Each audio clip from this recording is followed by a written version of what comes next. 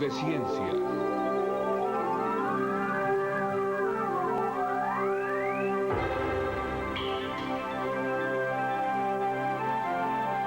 Química orgánica 1.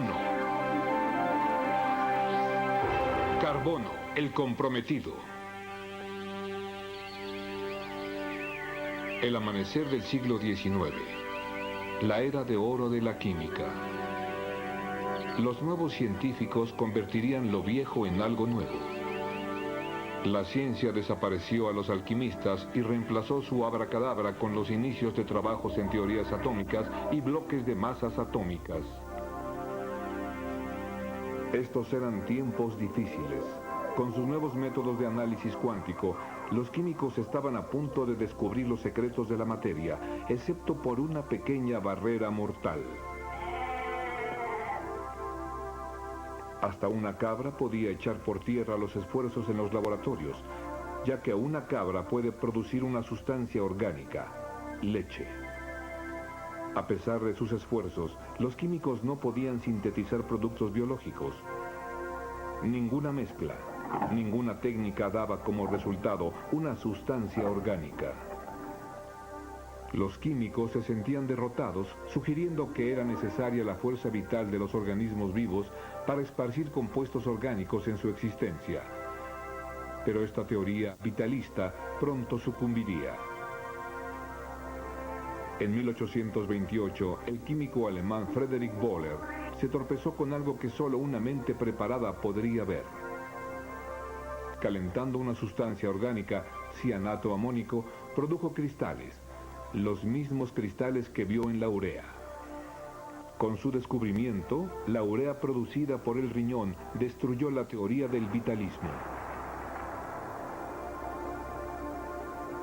Ahora los químicos podrían aislar sustancias orgánicas y muy pronto identificaron un gran número de fórmulas orgánicas.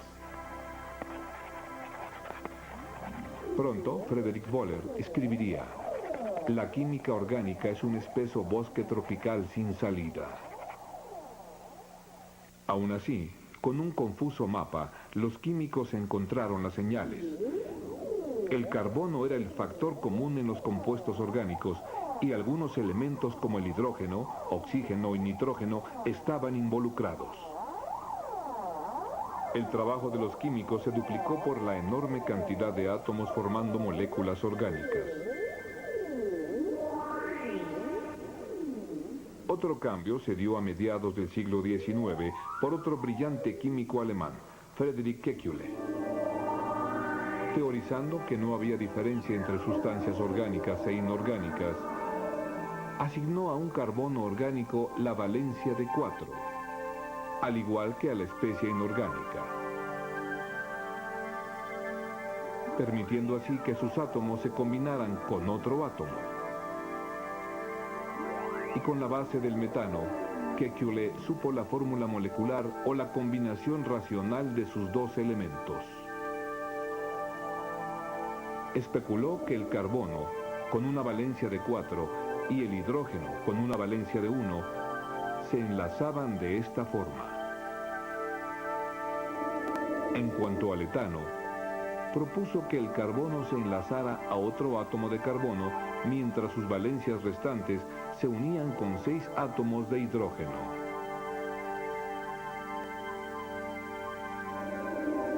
Empezaron a surgir las estructuras. Una fórmula molecular podría ser de cadena lineal y también de cadena ramificada. Pero aún no salían del bosque. El benceno, un compuesto estable con fórmula molecular C6H6, no concordaba con la propuesta de modelos estructurados.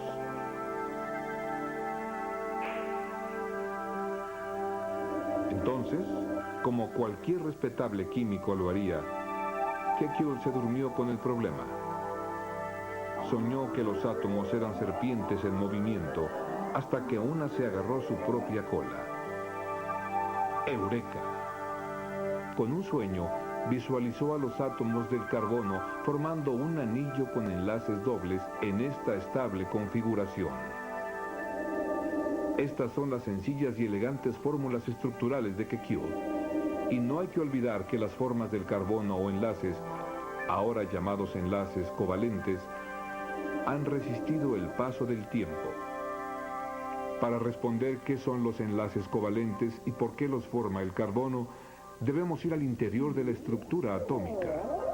En este programa, un modelo planetario bidimensional será más útil. Un átomo consta de un núcleo conteniendo protones de carga positiva rodeados por anillos de cargas negativas, los electrones. En el helio, por ejemplo, 2 electrones giran alrededor del núcleo, el máximo permitido en el primer anillo.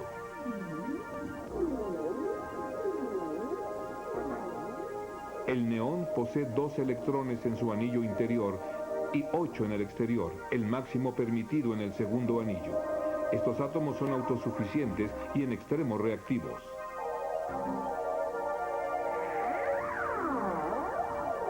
El litio, como el helio, contiene 2 electrones en el anillo interno, pero solo un electrón en el segundo anillo. El litio, por lo tanto, tiene mayor tendencia a soltar este electrón externo para poder atraer la estable configuración de electrones del helio y del flúor. Con 7 electrones en su anillo exterior, puede atraer al electrón de litio y lograr la estable configuración del neón. Fluoruro de litio, una atracción de contrarios, una pareja perfecta. En cuanto a los enlaces, la fuerza con la que un átomo atrae a los electrones es la electronegatividad. En la tabla periódica, el litio con su electrón exterior libre tiene un valor de 1. El flúor, con sus electrones exteriores más sujetos, tiene un valor electronegativo de 4. El carbono, que se encuentra en medio de los 2 extremos, tiene una electronegatividad de 2.5. Su anillo interior contiene 2 electrones y en el exterior hay 4. El carbono parece tener opción a lograr la estabilidad máxima. Puede ceder 4 electrones para parecerse al helio o agregar 4 electrones y mantener el pesado estado del neón.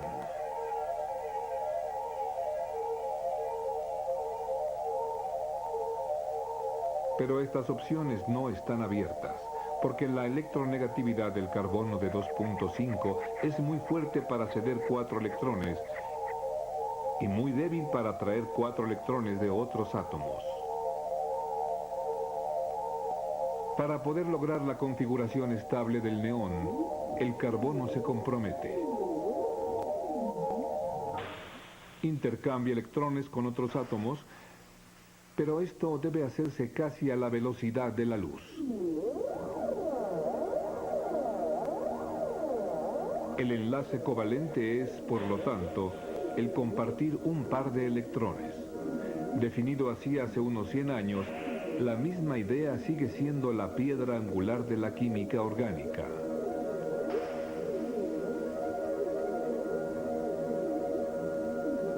Aunque el modelo bidimensional sigue siendo útil, ha sido superado por los modelos tridimensionales.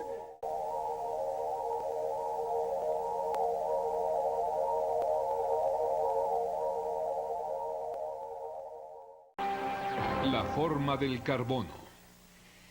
En 1858, Frédéric Kekulé revolucionó la ciencia con la primera esquematización de un átomo de carbono. Esta es la clásica representación de una molécula simple de metano. Con el paso del tiempo, ha sido superada por las formas modernas más sofisticadas, basadas en la teoría cuántica del átomo. La teoría cuántica del átomo se basa en el comportamiento mecánico y este modelo es uno de los tantos vínculos que se forman en el enlace del metano. En el modelo planetario de los anillos de electrones, era conveniente imaginar a los electrones rodeando al núcleo por caminos separados. Pero la naturaleza no funciona así. La experimentación demostró que hay de un 90 a un 95% de probabilidades de localizar a un electrón en cualquier parte del espacio original que rodea el núcleo. A esta región se le denomina orbital. En este modelo orbital, el primer nivel de energía para cualquier átomo se denomina el orbital 1s y contiene un máximo de 2 electrones. El área orbital 1s del helio o cualquier otro átomo es esférica y sin dirección. En el modelo planetario del neón, el segundo anillo contiene un máximo de 8 electrones. Y ya que estos electrones no se mueven precisamente en círculos, también se transforman en orbitales. Al igual que con el helio, el orbital 1s del neón tiene forma esférica. Pero el segundo anillo es un poco más complicado.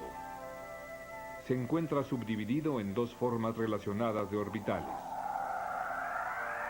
Una orbital esférico 2s que contiene 2 electrones y 3 diferentes orbitales 2p ocupados por 2 electrones cada uno.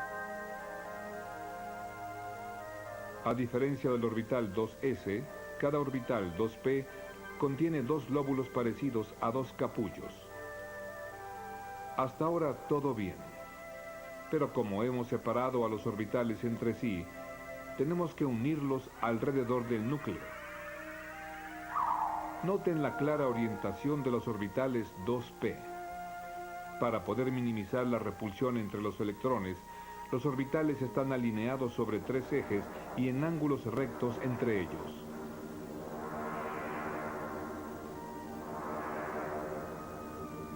Ahora volveremos con los orbitales 1s y 2s que temporalmente excluimos y rodeamos al núcleo con todos los orbitales. Noten que los electrones y los orbitales 2p están en la media del núcleo y los electrones en el orbital 2s. Como la energía de los electrones aumenta con la distancia del núcleo, los electrones 2p se encuentran en una escala de energía ligeramente más alta que los electrones 2s. Ahora, si no vieron bien la diferencia de energía, están en buenas manos, porque si lo explicamos así, nos bloquearemos. Pero no hay nada más seguro que los modelos. Así que una vez más vamos a descomponerlos en sus partes. En una escala simplificada, la energía relativa de los electrones aparece así.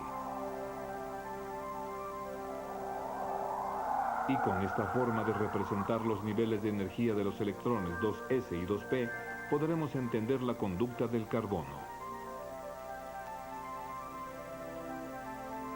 Pero antes veremos el modelo planetario del carbono con sus 2 anillos. Empezaremos por transformarlos en orbitales. Debido a que los 2 electrones en el carbono y el orbital 1s no tienen un papel en el enlace molecular, podemos deshacernos de él sin piedad. Pero el carbono posee un orbital 2s con 2 electrones y 3 orbitales 2p que contienen los 2 electrones restantes. No se están volviendo locos. ¿Oyeron bien? 3 orbitales contienen 2 electrones. Lo que nos lleva a la pregunta: ¿qué ocupa el tercer orbital? La teoría cuántica es tan engañosa como una tragamonedas. Solo 2 de los orbitales 2p pueden ser ocupados por un electrón en cualquier momento. ¿Pero qué orbitales? No lo sabemos. Ahora, temporalmente, uniremos los orbitales 2p del carbono con su orbital 2s. En su estado base, estos orbitales relacionados se encuentran a distancias muy específicas del núcleo, lo que coloca a los electrones 2p en la media a un nivel de energía ligeramente mayor que los electrones 2s. Pero cuando el carbono se enlaza con el hidrógeno para formar metano, la evidencia empírica insiste en que los extremos tienen la misma energía. ¿Cuál es la solución de esta paradoja? Olviden la apariencia, olviden el modelo y vuelvan híbridos a los orbitales con un golpe de energía. Para reformar a los dos orbitales de energía idéntica, todos deben tener la misma distancia del núcleo. Podemos teorizar que la hibridación ocurre al devolver a los electrones del carbono a su base, desmembrando el modelo y colocando a los orbitales de enlace en una escala de energía. Con el aumento de energía, uno de los electrones del orbital 2s es lanzado a un orbital 2p vacío. Simultáneamente, como el electrón 2s restante reduce su nivel de energía, los electrones del orbital 2p caen hasta alcanzar un nivel equivalente de energía.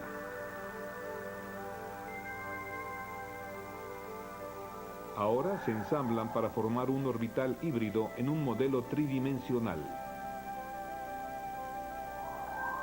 Estos orbitales con astas ahora reciben la abreviada designación sp3, donde la S y la P indican su naturaleza híbrida. Y si lo viéramos todo en cámara lenta, podríamos imaginar que el proceso de hibridación se lleva a cabo de esta manera. Un electrón 2s salta a un orbital 2p e instantáneamente todos los cuatro orbitales se transforman para equiparar la energía.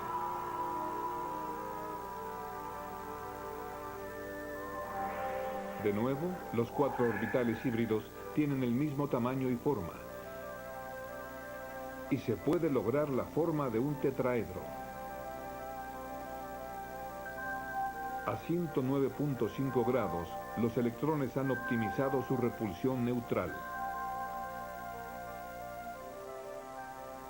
Continuando, ya que cada orbital sp3 contiene solo un electrón, no pueden colocar otro electrón en el enlace covalente. Así, el híbrido con un electrón hambriento en su orbital 1s es un buen candidato para compartir electrones.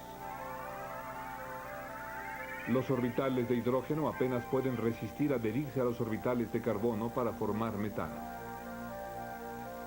Una molécula estable con 4 enlaces covalentes.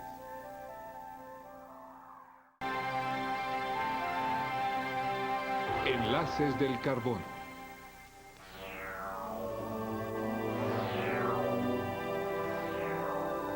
En el programa anterior, vimos la hibridación de los orbitales sp3 y electrones del carbono.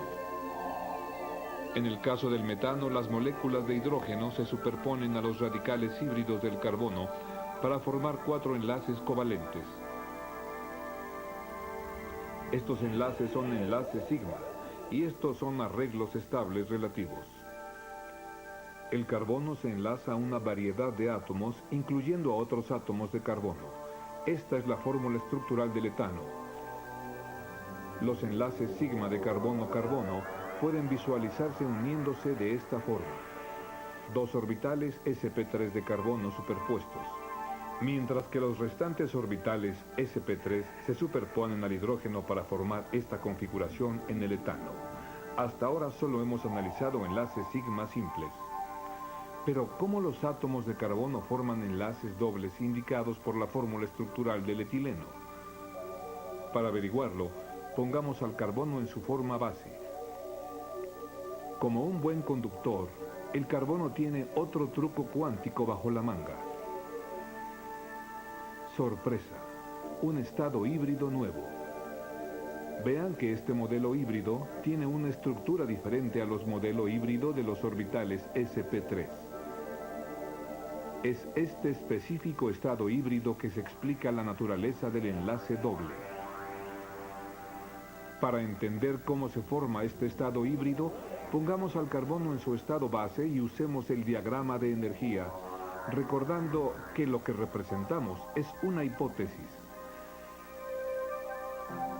El carbono contiene 2 electrones en su orbital 2s y 2 electrones en sus orbitales 2p con un aumento de energía.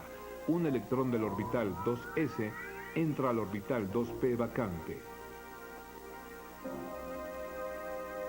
Simultáneamente, los electrones 2s ascienden a un nivel de energía mayor, mientras el par de electrones 2p bajan al nivel inmediato.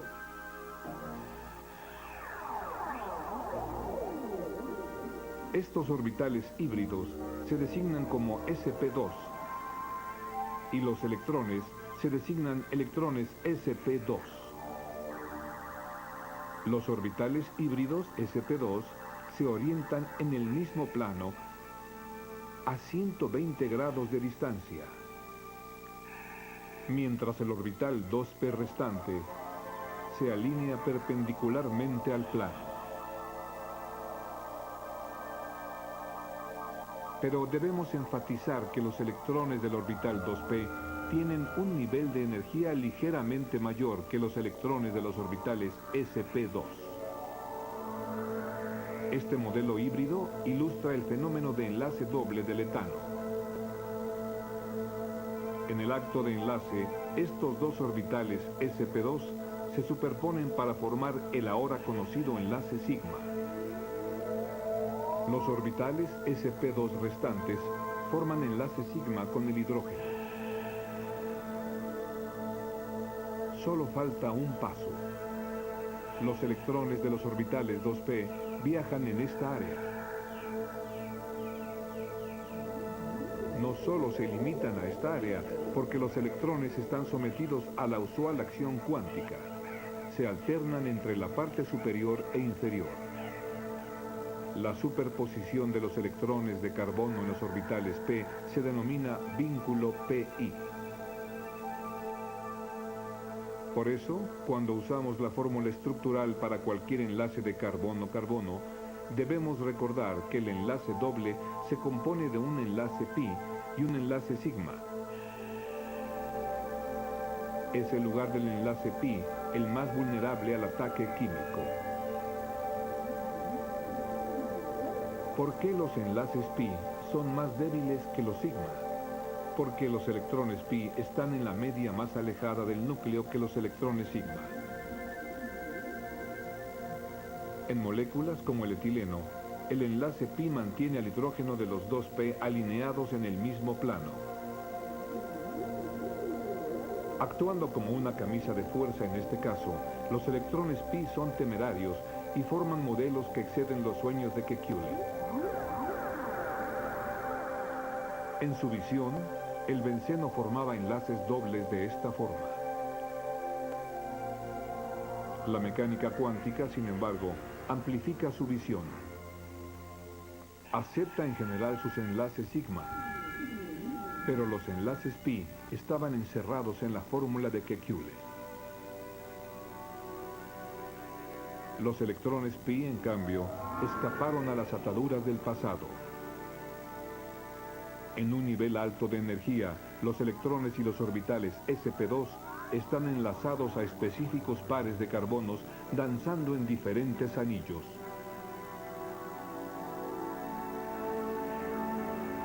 Ha pasado mucho tiempo desde que Boller dijo que la química orgánica era un bosque. Y en la base de ese bosque se encuentra la indómita arquitectura del carbono. Y es esta arquitectura la que proporciona a los científicos las claves para descubrir más de 1000 compuestos nuevos en el carbono al año. Exploremos los compuestos más útiles, los plásticos que cambiaron nuestra cultura, los combustibles que activaron los motores de la energía y las fibras sintéticas que sostienen a la moda y el diseño. No se intimiden por la variedad de fórmulas y modelos que encontrarán. Por ejemplo, en este modelo tridimensional hemos pensado en la sobreposición de los orbitales híbridos de esta forma, para que los átomos de carbono e hidrógeno claramente se mantengan ahí, pensando que se mantienen en una bomba y el enlace sea un detonador. Otros utilizan representaciones más realistas diciendo que se absorbe a los orbitales de esta forma. Bien, en la simbolización de moléculas, la química eligió un modelo que enfatiza ese aspecto de la estructura molecular que querían ver. Aunque algunos parezcan juegos de armar y algunos átomos jueguen un papel redundante en la reacción química, no importa.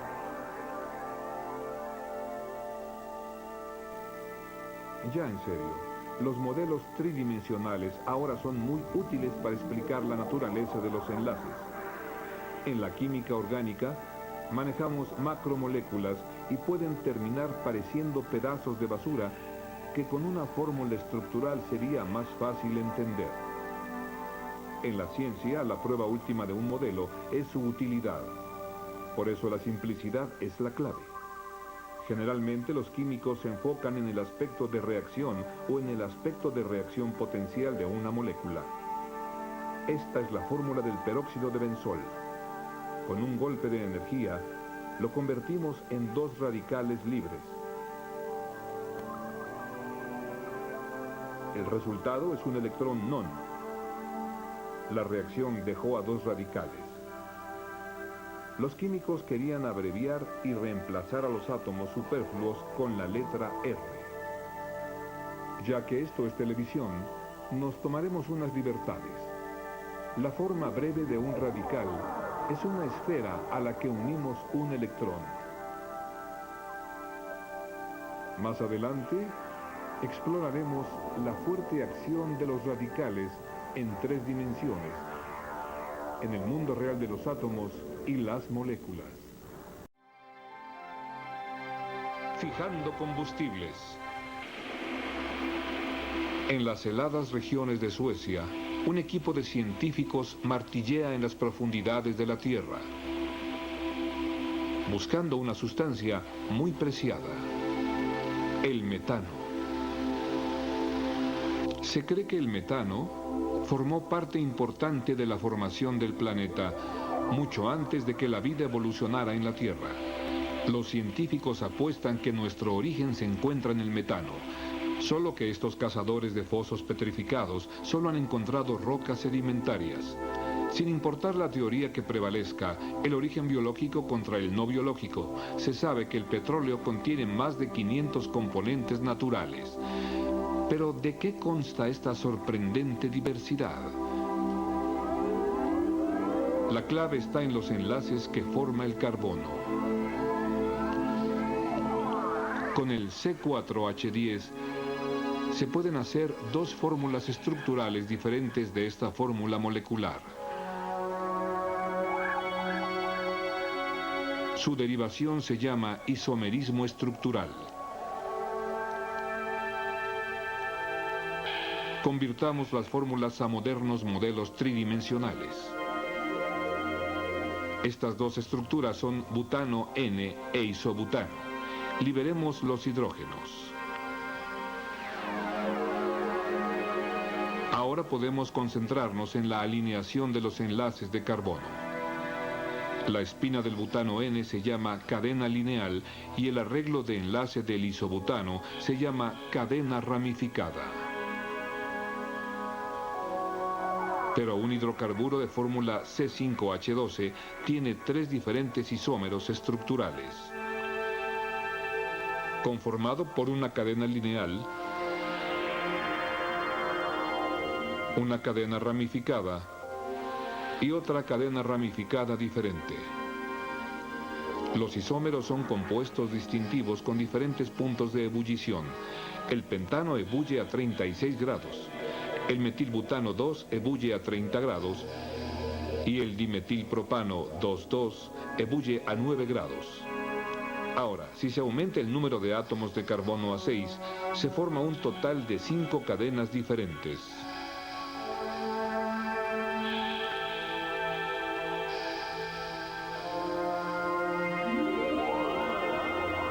También el carbono forma estructuras de anillo. Un anillo de 6, un anillo de 5 con un carbono adherido. O un anillo de 4 con 2 carbonos adheridos, orientados en al menos 4 formas diferentes.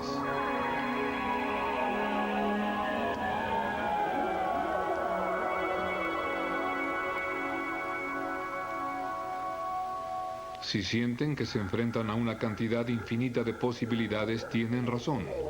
Pero volvamos a la Tierra y veamos cómo la industria prepara los hidrocarbonos para combustibles. Los pequeños hidrocarbonos, con 5 carbonos, forman el gas natural. La porción orgánica del gas natural, el metano, se encuentra en un 60 a 90%. El equilibrio está compuesto por etano y propano, pero el gas natural también contiene impurezas inorgánicas útiles como hidrógeno y sulfuro y una base de agua. El truco de este cóctel gaseoso es separar lo que necesitamos. El agua y los átomos de hidrógenos deben ser removidos y para comprimir los gases a temperatura ambiente. Y el agua es sacada en su estado líquido.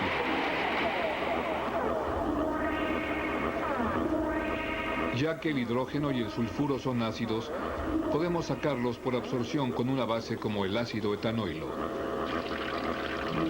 Eventualmente la sal es convertida en ácido sulfúrico sólido. Los gases se enfrían a 45 grados bajo cero para poder condensar el máximo de hidrocarbonos de la masa. El metano es transportado a fábricas y hogares donde forma un excelente combustible. El crudo, por otra parte, es algo más complejo.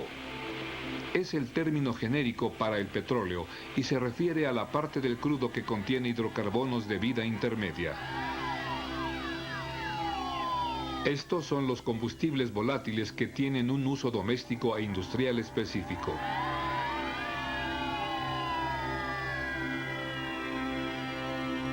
Si el número de carbonos en una cadena aumenta, también el punto de ebullición. Ya que el punto de ebullición para cada elemento es diferente, podemos separar a los hidrocarburos mediante un proceso llamado destilación fraccionada. Ya habrán adivinado que el primer paso de la separación es hervir el crudo.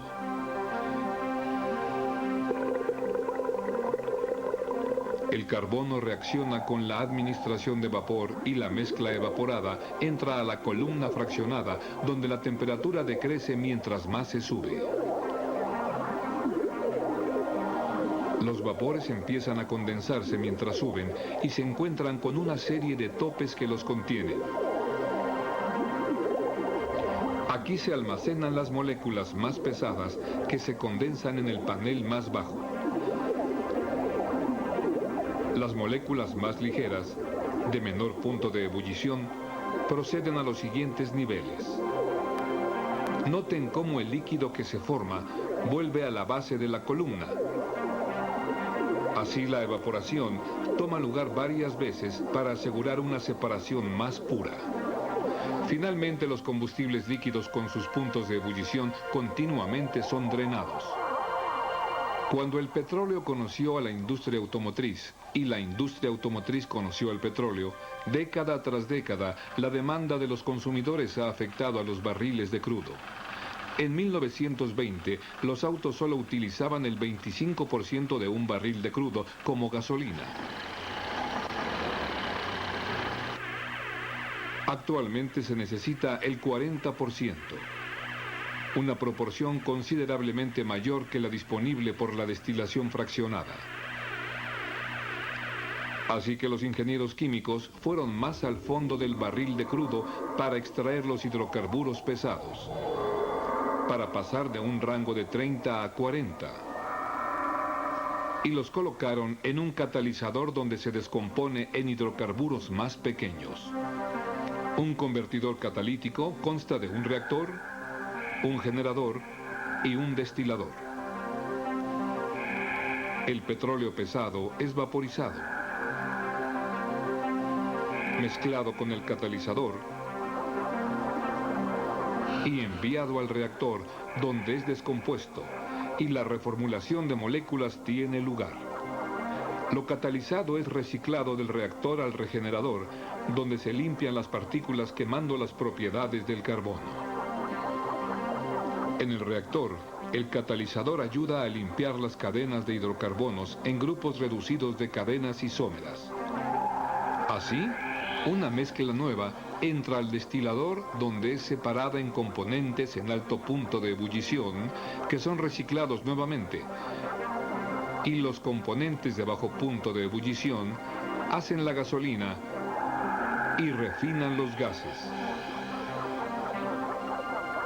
De esta forma, la industria petrolera continúa satisfaciendo las cambiantes necesidades de los consumidores. Conceptos de ciencia.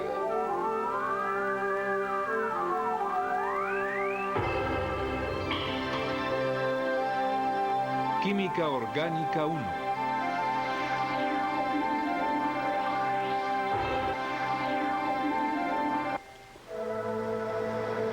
A principios de los años 30, los investigadores británicos del ICI, el líder en producción química, se preguntaban qué pasaría si comprimían gases a una presión 15 veces mayor a la atmosférica.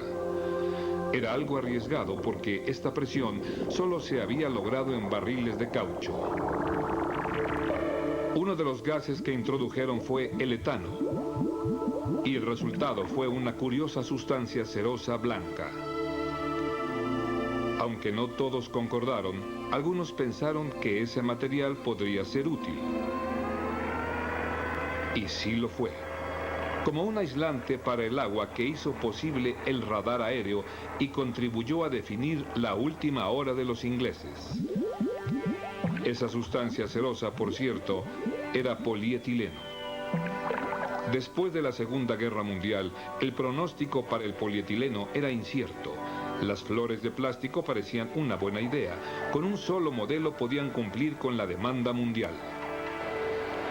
Pero actualmente las refinerías en todo el mundo fabrican miles de toneladas de polietileno al año. De todos los tipos de plástico, el polietileno es el que más se produce. Y por una buena razón. Como papel, es muy utilizado en la industria empacadora. Moldeado, puede convertirse en envases de miles de formas. Estirado, puede transformarse en tubos de cualquier tamaño y grosor. Desde hace 50 años, las aplicaciones del polietileno solo se limitan por la imaginación.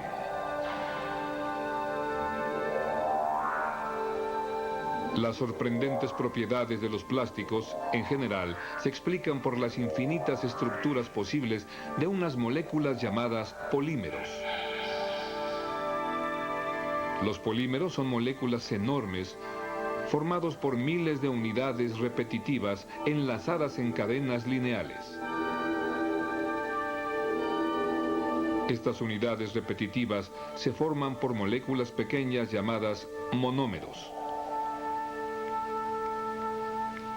En este programa examinaremos uno de los monómeros más simples, el etileno, y su proceso para convertirse en polietileno. A través de un tipo especial de reacción llamado polimerización por adición, el monómero etileno es reformado químicamente como la unidad repetitiva del polietileno. Ya que ambos contienen el mismo número de átomos, sus respectivas masas son idénticas. Pero las moléculas de polietileno contienen miles de unidades repetitivas y su masa se puede medir por miles. Entonces sería útil representar la reacción con esta fórmula donde N representa los miles de monómeros de etileno requeridos para producir la molécula de polietileno.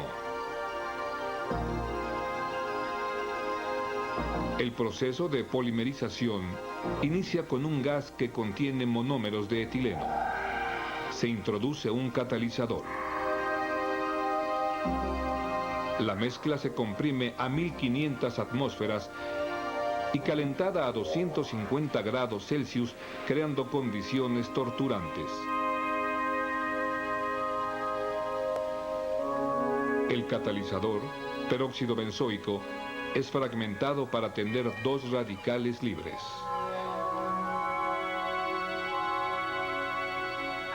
Nosotros, debido a que esta fórmula es para televisión, convertiremos a los radicales libres en dos modelos electrónicos de puntos. Este radical contiene un electrón non, buscando a otro electrón para formar una pareja. Ajá, el blanco. Los electrones sueltos del etileno. El resultado, un nuevo radical libre. Ahora esta especie con su electrón suelto busca a otro electrón para formar otra pareja, encontrándolo en otro enlace de otra molécula de etileno. Contacto. Es un nuevo radical más grande con un electrón libre.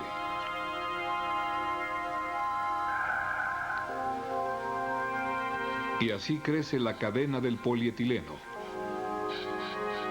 Y crece. Pero ¿de dónde provino el etileno si las moléculas no se encuentran libremente en la naturaleza? Una fuente es el gas natural que contiene etano, un buen comienzo para la síntesis del etileno. Empezando desde la base, examinaremos el proceso de presión para producir polietileno. El gas natural primero desciende a una temperatura de fraccionamiento. El etano solo se separa a menos 88 grados y los restos, principalmente de metano, se utilizan para bombear calor. Algunos de estos metanos se usan para ayudar en la conversión del etano en polietileno. El proceso consta en calentar el etano. Por dentro, con la alta temperatura y presión, se descomponen las moléculas de etano, produciendo moléculas de etileno. El producto entra en el fraccionador, donde es separado en etileno, hidrógeno, metano y dióxido de carbono. El etileno posteriormente se purifica al rozarse y secarse hasta que el producto es 99.9% puro. Seguimos con el estado de compresión y las industrias lo hacen de maneras diferentes.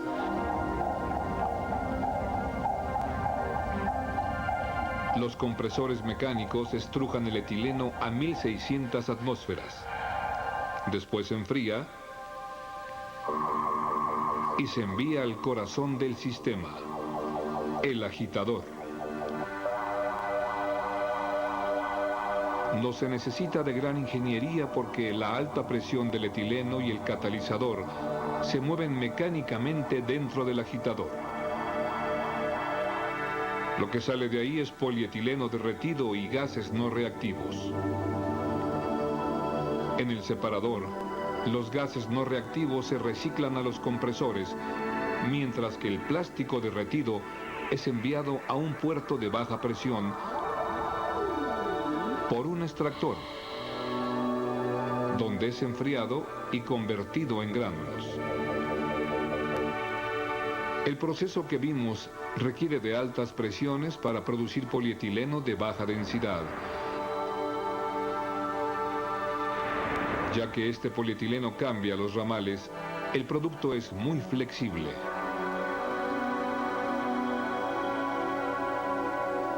Hay fábricas que inyectan menor presión y diferentes catalizadores, como el óxido de cromo.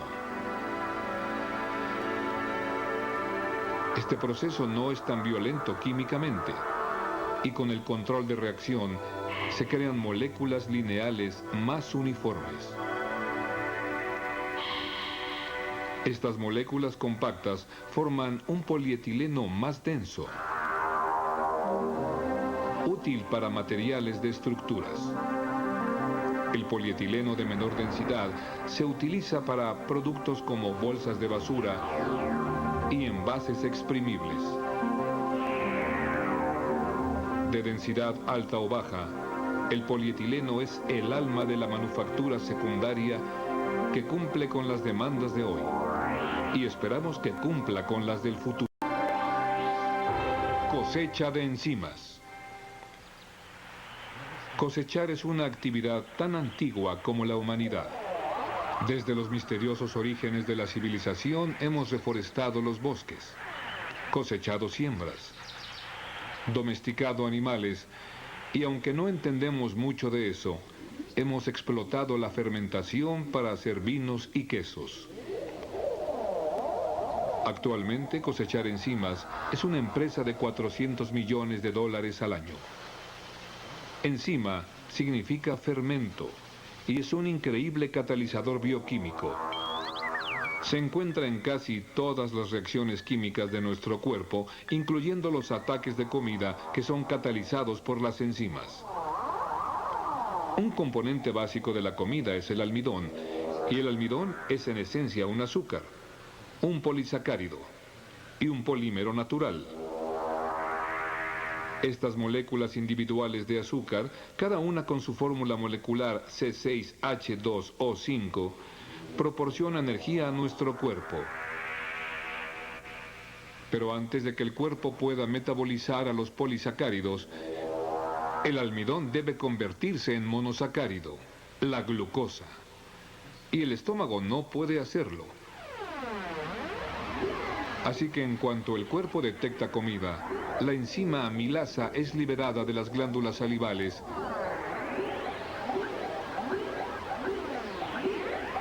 y del páncreas.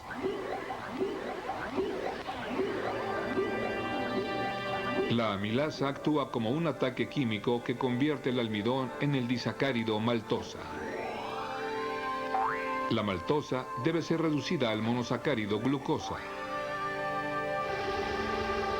Cuando la maltosa entra al intestino delgado, la enzima maltosa liberada del páncreas inicia el corte final, produciendo el monosacárido glucosa. En este ejemplo, las enzimas facilitan la división de los polisacáridos en un proceso secuenciado. Teóricamente, en presencia de agua y ácido, la separación puede lograrse sin alguna enzima, si el cuerpo pudiera producir temperaturas elevadas. Recuerden que todas las reacciones químicas, ya sean exotérmicas o endotérmicas, requieren de energía para reaccionar sobre la barrera de energía. Si no hay un sistema de energía de activación, se necesitarían siglos para digerir una hamburguesa, pero no tenemos tanto tiempo. Así que lo que ocasiona que la temperatura suba es la enzima, y reduce la barrera de energía permitiendo que las reacciones químicas tengan lugar rápidamente.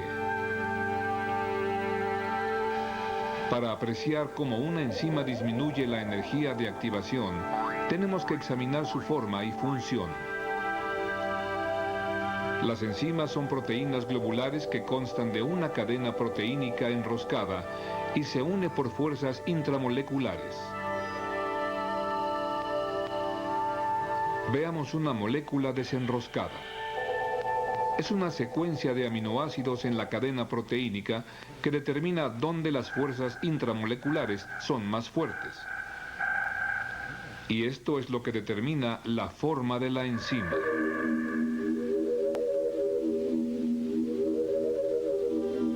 Para hacerlo más claro, usaremos este modelo de pantalla. Es la forma específica de la enzima que permite reconocer el sustrato específico y complementario. El sustrato consta de cualquier molécula que la enzima quiera. Puede ser un carbohidrato u otra proteína. Cuando la enzima reconoce a su sustrato, retiene a su compañía a tomar la posición correcta en el sitio de reacción.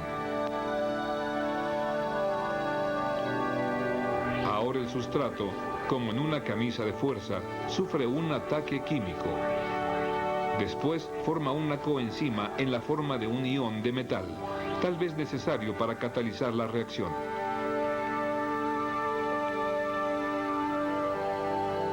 En este ejemplo de hidrólisis de proteínas, el ion positivo de cobalto atrae a los electrones negativos del oxígeno y del nitrógeno del sustrato. La acción de la coenzima entonces consiste en debilitar un enlace entre un carbono y un nitrógeno. Y al debilitar el enlace, ahora puede ser atacada por otros. El resultado, dos moléculas nuevas.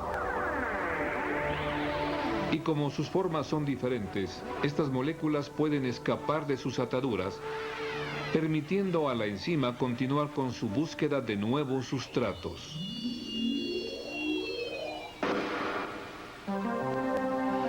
Las enzimas, como la sucrosa, reciben su nombre a partir del sustrato sobre el que operan, y fermentada recibe el nombre de sacarosa. La sacarosa ayuda a convertir los azúcares de mesa o la sucrosa en glucosa y fructosa, liberando energía. Como un atleta olímpico, cada enzima es especialista en un solo evento. La sucrosa solo desdobla sacarosa y nada más. Los lípidos ayudan a desdoblar los lípidos en ácidos grasos y glicerol.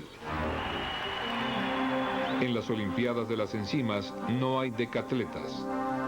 Y es por eso que las enzimas son tan atractivas para los patrocinadores comerciales.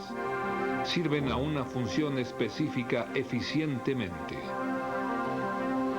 Para nuestros propósitos, veremos dos aplicaciones comerciales en dos grandes clases de enzimas. Las proteasas, que son proteínas hidrolizadas. Y los carbohidrasas, que son hidratos de carbono hidrolizados. Un grupo de proteasas se usa en la fabricación de detergentes para deshacerse de las horribles manchas. Otro grupo se utiliza por la industria en el proceso de quesos con leche. Juntos, estos grupos forman el 40% del mercado comercial. Las carbohidrasas son enzimas que se usan para la conversión de almidones. Dos industrias encargadas de su uso son la vitivinícola y la panadera. El uso de carbohidrasas ocupa el 20% del mercado. Las fuentes de enzimas pueden estar en tantas partes como en los cerdos y las piñas. Los cerdos proporcionan proteasas que se usan como coagulantes de leche en la producción de queso y las vacas producen el queso. La piña también produce una proteasa, solo que se utiliza como un ablandador. Aún así, las fuentes más abundantes de enzimas son los microorganismos.